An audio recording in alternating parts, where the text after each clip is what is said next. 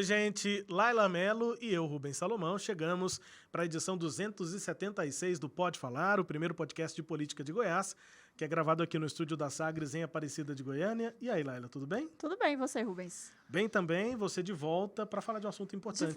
De volta aqui no Pode Falar, minha primeira casa aqui na Sagres, né? Um prazer sempre estar aqui com vocês. É isso, e dessa vez, né, a gente fala sobre a luta da população LGBTQIAPN+, nas cidades e como as eleições desse ano, de 2024, poderiam dar respostas, podem, né? Dar respostas ao cenário de preconceito e discriminação. Esses são os temas desta edição do Pode Falar. O combate à discriminação contra a população LGBTQIAPN+, esbarra na falta de comprometimento de governos locais. E em ano de eleições municipais, a gente vai refletir sobre as políticas públicas que são destinadas ou que deveriam ser destinadas a pessoas que são, né, dessa população. Um estudo do programa Atenas avaliou a situação nos estados. A gente vai falar dos municípios, mas só para ter uma referência, nos estados das 27 unidades da federação, 19 não tinham até 2023, agora, ano passado, um plano ou então um programa específico para a população LGBTQIAPN+. O programa Atenas é uma aliança de diversas entidades que monitora políticas públicas para essa parcela da população. Laila. Pois é, Rubens, e a situação aqui não é diferente nas cidades brasileiras, né? Mesmo depois de décadas de debate, o preconceito e a discriminação ainda pautam as políticas públicas. E para falar desse assunto e focar nas políticas públicas relacionadas às prefeituras, hoje o Pode Falar vai receber aqui no estúdio a Cristiane Beatriz, ela que é presidenta da Unitrans Goiás e o decano do movimento em Goiás e também coordenador do Grupo Oxumaré, Marco Aurélio Oliveira. Bem-vindos, bem-vinda. Um prazer ter vocês aqui. Obrigado, viu, Cris, pela presença aqui com a gente, tudo bem? Eu que agradeço o convite. Para a gente é sempre importante e necessário estar nesses espaços de debate, de discussão, para que a gente possa aí, falar sobre as nossas demandas, trazer as nossas perspectivas em relação às políticas públicas, como é o tema de hoje. Eu queria só começar ouvindo de vocês de maneira bem geral sobre esse nosso tema, né? Políticas públicas voltadas para a população LGBTQIAPN+. Marco, o que você, e depois a Cris também, no geral, o que vocês enxergam que existe? Ou principalmente o que não existe, né? A ausência do poder público nessas pautas é o que marca mesmo essa relação de poder, né, do Estado com essas pessoas? Boa tarde a todos e todas e todes. É uma honra estar aqui, né? Ainda mais discutindo esse tema tão importante nesse momento extremamente especial. Momento de eleição, momento de um show maravilhoso da Madonna no Brasil, né? Um coroamento para nós brasileiros, depois de tantos anos de opressão e de retirada de direitos, a gente tem uma festa com mais de 1.600.000.000 de pessoas na praia de Copacabana, sendo vitrine mundial, né? Então, isso é muito importante. Por outro lado, a gente também tem que dar total solidariedade à crise climática que atacou o sul do Brasil nesse momento, né? Então, mesmo a gente tendo nesse momento essa de felicidade, de prazer, de alegria, nós temos a tristeza de quantas pessoas que estão lá sofrendo, pessoas que já, infelizmente, já até se foram, então, solidariedade a eles. Mas a questão da política pública, é melhor a gente falar do que tem, porque aí a gente sabe o que é que não tem, né? Ainda nós estamos na saúde, né? Ainda nós estamos na saúde como política pública, tanto nos nossos municípios de Goiás, como no estado de Goiás, né? Nós estamos só lá na saúde, principalmente, como política pública de fato, que é rubrica, que é orçamento concreto e atividade mensal, sistematizada para o nosso público. Nós começamos agora, nos últimos 2, 3 anos, entrar, né, passear ali pela cultura, mas ainda nós estamos na saúde.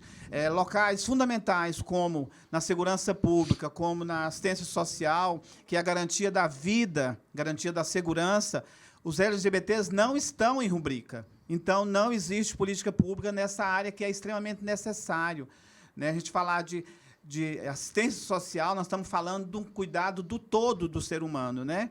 E aí, cadê? né? Moradia, educação. Então, essa é a situação que nós estamos. E aí, esse momento de eleição é o momento da gente discutir, refletir e debater com um monte de pessoas, né, que estão discutindo esse tema para a gente poder ter mais conquistas. Só para já mostrar aqui, né? A gente hoje está com um estúdio diferente, aqui já com a nossa câmera geral, né? Mostrando a bandeira, mas também com essa importante, né, frase, né? LGBTfobia é crime. Essa bandeira com a bandeira do Brasil, mas também com a bandeira do movimento LGBTQIAPN+, que é o arco-íris, né? E aqui a bandeira do movimento trans, né? Enfim, só para contextualizar isso e também sobre o que o Marco já falou, Laila, para finalizar essa introdução, né, esse início da nossa conversa, a gente tem políticas públicas no Brasil, né? Nacionalmente essas coisas foram aparecendo. Brasil Sem Homofobia foi um programa lá de 2004 de combate à violência e à discriminação contra essa população. Depois, em 2009, teve o Plano Nacional de Promoção da Cidadania e Direitos Humanos de lésbicas, gays, bissexuais, travestis e transexuais. Eu estou falando porque essas eram as palavras que estavam incluídas no nome do programa, né? Isso de lá para cá mudou, isso é de 2009. 2 anos depois, 2011, a Política Nacional de Saúde Integral de lésbicas, gays, enfim, dessa população. Eu não vou ficar falando os nomes só porque isso está datado, né? A população e a nomenclatura ela é mais ampla hoje. E depois, em 2013, o Sistema Nacional de Promoção de Direitos e Enfrentamento à Violência contra essa população. Acho que aí é que entra a nossa parte aqui hoje no Pode Falar, que é entender isso que o Marcos está nos explicando, né, Laila? Como que isso vira... Existem esses programas e o debate já existe há décadas, como a gente falou. Tem o quê? 30, 40 anos? Só de existência da principal manifestação, que são as paradas, né? Isso já acontece há muito tempo, mas, de fato, o que disso vira realidade, né? Exatamente. Aí a gente pensar nesse cenário goiano, né? Em um país que é agro, preconceituoso, como que a gente pode pensar em desenvolver essas políticas públicas aí? Pensando justamente nessa primeira política pública que é relacionada aos municípios, né? A gente pensa nessa situação, a eleição de vereadores, a eleição de um prefeito, de uma prefeita. Em que sentido a gente pode pensar nesse maior acesso a políticas públicas? Aí eu vou fazer um questionamento, que já sei a resposta, mas é bom sempre ouvir, né? Falta vocês estarem lá? Ou falta a possibilidade de serem eleitos e eleitas? Então, quando se fala em política pública, e aí fazendo menção ao que o Marcos trouxe, quando se fala de população LGBT, sempre sempre é pensado e colocado a população LGBT de uma forma estigmatizada, a princípio, né, como se nós não pertencêssemos a uma sociedade, como se não tivéssemos o direito da nossa cidadania, né, falando das nossas especificidades na construção de políticas públicas. E sempre foi colocado, como o Marcos falou, na pasta somente da saúde, e quando se coloca na pasta de saúde em construção de políticas públicas, se remete à questão do HIV/AIDS, como se LGBT fosse só HIV/AIDS. Então, a gente precisa desmistificar isso, e como foi falado aqui, a gente precisa pensar em políticas públicas em todas as áreas, porque nós somos pessoas que temos que pensar nos nossos direitos enquanto cidadão, seja saúde, educação, trabalho, né, segurança pública especialmente, porque Brasil é o país que mais mata LGBTs no mundo, né, estando aí 14 anos consecutivos nessa triste posição, nesse triste ranking, né, e a gente consegue avançar na construção de políticas públicas por conta da reivindicação, e aí a gente precisa fazer menção aqui na importância dos movimentos sociais, que aqui nós estamos, enquanto Marco, enquanto Oxumaré, eu, enquanto Unitrans, porque a gente, somente assim, né, os governos conseguem nos ouvir e conseguem, aí, a partir das nossas reivindicações, né, pautar um pouco, né, das nossas demandas. E quando você fala sobre essa construção de políticas públicas, sobre colocar, eu acho que também, eu gostaria de frisar aqui, de que a gente, às vezes, preocupa e a gente tem conquistado algumas políticas públicas, mas o que eu penso e o que eu vejo, principalmente da minha população que eu faço parte, de mulheres travestis, transexuais e homens trans, é a implementação e efetivação das políticas públicas. Porque não adianta só você pensar em criar, é preciso pensar em implementar e efetivar e fazer com que essas políticas públicas cheguem até as pessoas que precisam. Né? Então, a gente pensa que é importante, sim, pensarmos nas eleições, pensarmos em termos LGBT, a gente já pautou isso em outros momentos, como as paradas LGBTs aqui de Goiânia e do Goiás, né, de outros municípios, em termos pessoas que vivenciam na pele o que é ser uma pessoa LGBT na educação, na saúde, no trabalho, na segurança pública, por conta da violência, e como você trouxe. Né? Estamos em um estado que é muito conservador, né, de uma cultura, né, que passa e perpetua, né, de que pessoas LGBTs não devem estar nesses espaços, principalmente de empregabilidade, e poder andar na rua, né, tranquilamente, expressar a sua identidade de gênero, a sua orientação sexual, sem sofrer uma violência por conta disso. É o direito de existir, né? De estar ali, né, Rubens? Eu quero perguntar para vocês dois que atuam aqui em Goiânia, que vivem aqui e que convivem, né, com essa realidade da nossa cidade especificamente. Mas antes de falar do que não tem, do que falta, dessas demandas, eu queria perguntar para vocês dois como é que vocês enxergam a maneira como vocês são vistos. Por que chama tanto a atenção? Por que as pessoas se incomodam tanto, sabe, com essa existência? Por que isso, claro, reflete depois na falta de políticas públicas? Mas me parece que não moro no Brasil inteiro, eu moro em Goiânia, moro em Goiás, e aqui me parece que é uma coisa muito intensa, né? Que aqui onde a gente vive há um preconceito, uma discriminação mais, me parece que automáticas até. Parece que as pessoas arraigadas, mas de uma maneira imediata. Parece que isso já é estabelecido. Por que você acha que isso acontece, Marco? Olha, nós temos que dar uma analisada nisso daí, né? E aí é bom fazer um resgate. A gente, porque nós não estamos aqui inventando a roda. E essa bandeira não está aqui na mesa e pintada de vermelho simbolicamente, né? Só decorativo. Isso é real. Né? O nosso país é o país que ainda hoje mais mata LGBTs. E Goiás está no ranking de assassinato de LGBTs. Está no ranking de assassinato de pessoas trans. E isso mostra toda a real cultura do nosso Estado. Então, nós estamos num Estado ruralista, arcaico, atrasado, que nós temos hoje, na direção do Estado, com grande porcentagem de aceitação, de aprovação, um coronel que, em 1940, nas suas fazendas, ainda tinha tronco. Então, nós estamos falando desse Estado. No Estado extremamente conservador e ruralista, que é dirigido por um coronel. Então, toda essa repulsa à nossa existência é fruto disso, da opressão e da exploração da classe trabalhadora.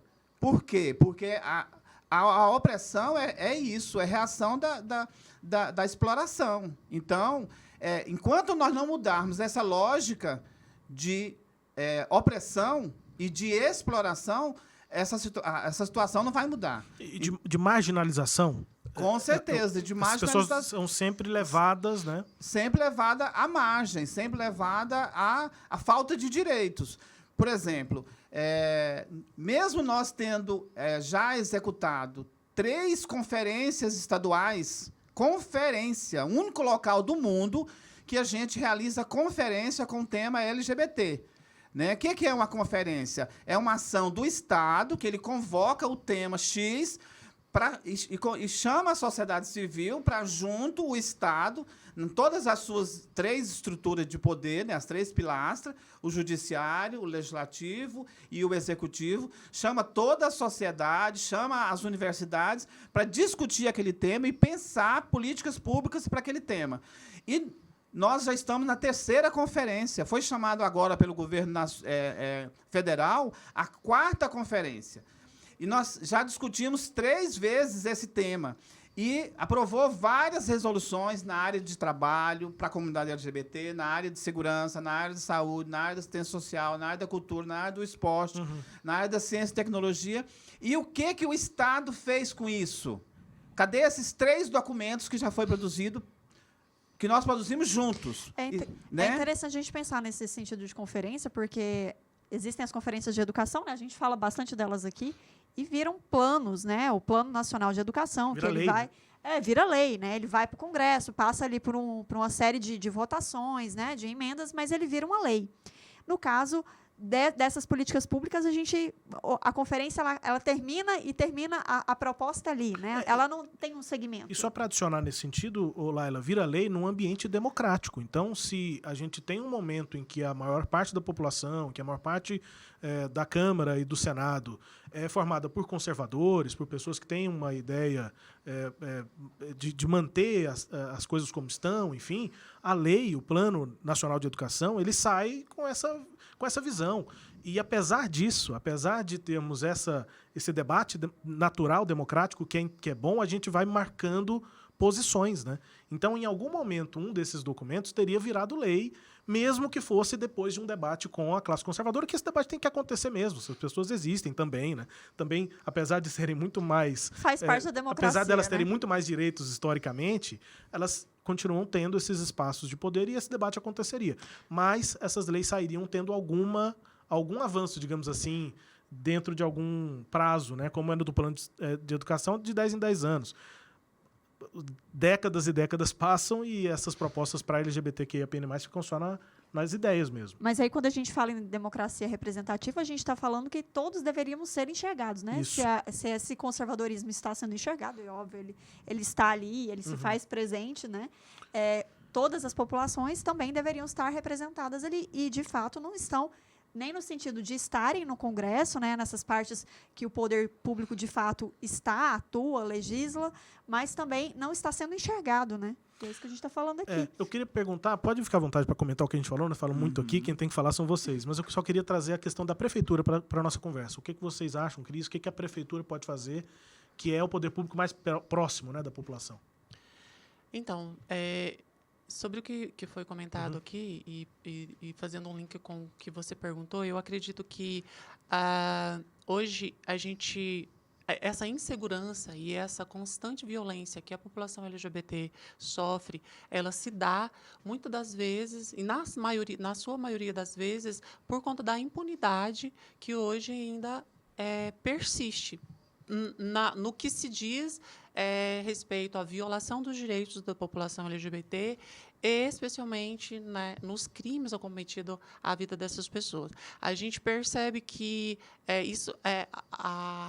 havia uma banalização, né, dos direitos e da vida dessa população, porque a gente só via um crime acometido a uma pessoa LGBT ser julgado ou até mesmo investigado quando isso tinha uma notoriedade midiática, né, quando saía na mídia e tal, porque no dia a dia a gente não via. Ainda bem que a gente está conseguindo mudar esse quadro, né, e aqui é importante, nesse momento, mencionar a criação da DEACRE, que é uma delegacia especializada de atendimento a crimes raciais e de intolerância, que vem fazendo um trabalho excepcional no que se diz respeito ao acolhimento e à investigação e punição dos crimes acometidos à população LGBT aqui em Goiás. Porque essa delegacia ela tem um perfil que a gente pensa que todas as outras unidades, né, delegacias deviam ter, que é o de acolhimento, né, de tratar a pessoa, a princípio, como cidadão, como ser humano, né, e não ser julgado ou atendido pela sua orientação sexual ou identidade de gênero. Eu percebo, e mais uma vez eu trago, que enquanto políticas públicas, enquanto gestão, a gente ainda precisa, enquanto movimento social, fazer o controle social das políticas públicas, né? E na gestão atual a gente percebe que a efetivação do pouco que a gente tem enquanto políticas públicas, saúde, educação, mais falando da minha população, né, ainda falta aquilo que eu falei, da efetivação dessas políticas. Porque a gente tem uma política de saúde específica à população trans-travesti, que é o processo transexualizador do SUS, né? A portaria 2803, de 2008, quando foi criado essa política de saúde. Goiás era uma referência nacional na oferta desse serviço. E a gente, em 2002, teve um retrocesso, que foi a desabilitação desse serviço no Hospital das Clínicas. Um serviço que funciona... 2022? 2022. Tá. O HC solicitou a desabilitação do serviço, e aí os conselhos locais, tanto municipal quanto estadual, aprovou a desabilitação de um serviço que hoje só existe graças à reivindicação do movimento social no HGG, onde se tem uma fila para mais de 350 pessoas esperando para a primeira consulta de acolhimento, e assim ainda vai esperar mais 3 meses para uma consulta com um especialista.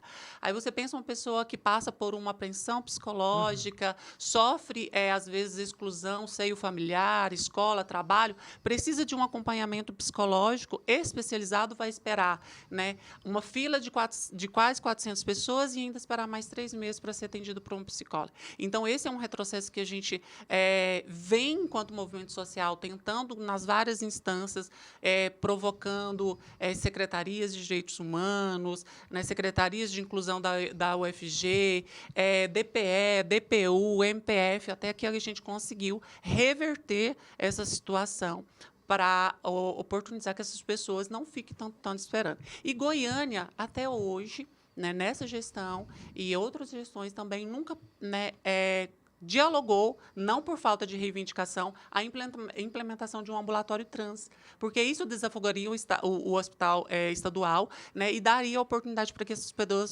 pessoas pudessem ter esse atendimento psicossocial, que é o atendimento, né, ali na atenção primária.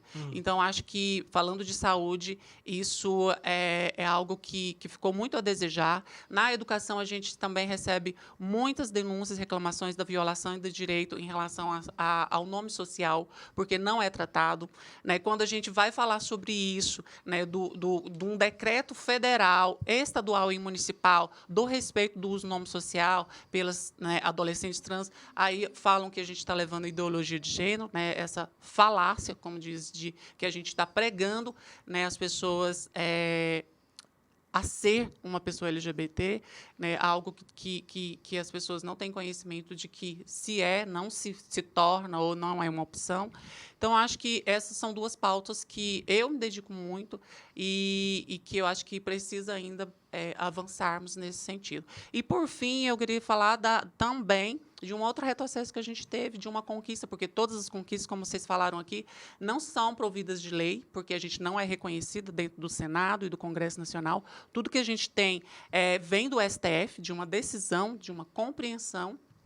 Ainda bem que nós temos o STF, né, que reconheceu a criminalização da LGBTfobia, reconheceu o direito às pessoas trans de fazerem a alteração do prenome e gênero diretamente nos cartórios, sem comprovar, sem ter que justificar que você é você. Hoje, eu, Cristiane Beatriz, posso ir no cartório, poderia, né, porque aí a gente encontra aí mais um obstáculo aqui em Goiás, em que, mesmo com o apoio da Defensoria Pública do Estado de Goiás, os ofícios de gratuidade, essas pessoas não conseguem acessar esse direito. Então, uma pessoa trans que está em uma situação de vulnerabilidade, ela não consegue fazer a alteração do nome porque as custas são muito caras. Então, a gente, desde 2018, quando teve essa decisão, a gente vem fazendo mutirões, enquanto movimento social, em parceria com a Defensoria Pública, mas agora a gente está se esbarrando, né, principalmente neste ano, final do ano passado para este ano, com essa dificuldade em relação à gratuidade para essas pessoas em situação de vulnerabilidade econômica. E aí a gente tenta, inclusive, trazer essa pauta, né, esse assunto aqui para quem nos assiste, né, para quem está nos acompanhando aqui no Pode Falar, quem nos ouve também. É uma conversa que, como outras que a gente fez, precisa ser continuada. Sim, vamos continuar essa conversa, sim. Por hoje é só, mas a gente continua depois, né, Rubens? É isso, Marco. Muito obrigado, viu, pela presença aqui com a gente. Eu é que agradeço o espaço e estamos à disposição, porque isso aqui é conversando que a gente se entende, né? E ouvindo e trocando esse bate-bola aqui que a gente vai chegar a algum lugar. Então, parabéns para vocês. É isso. Cris, obrigado também pela presença aqui, por ter atendido o convite. Até mais, até uma próxima que vai acontecer. Assim, eu espero que aconteça, porque é muito assunto. Agradeço imensamente o convite, a oportunidade de estar aqui falando sobre, né, as nossas demandas, sobre os nossos anseios, nossas perspectivas, que serão as melhores, principalmente para a eleição desse ano. Tomara. E aí, durante a eleição, a gente vai analisar planos de governo. Será que algum plano de governo vai falar sobre isso? Né? A Será? gente vai analisar isso aqui. Laila, até mais. Até mais. Obrigado a você que nos acompanhou até aqui nessa edição do Pode Falar. A gente lembra, estamos no ar aqui, sempre às sextas-feiras, às 8 da noite, na Sagres TV, canal 26.1, na região metropolitana de Goiânia, e também no nosso canal no YouTube. E nas plataformas de áudio, você segue aí o Pode Falar e recebe uma notificação nova toda semana. Um grande abraço, obrigado pela sua companhia, até mais.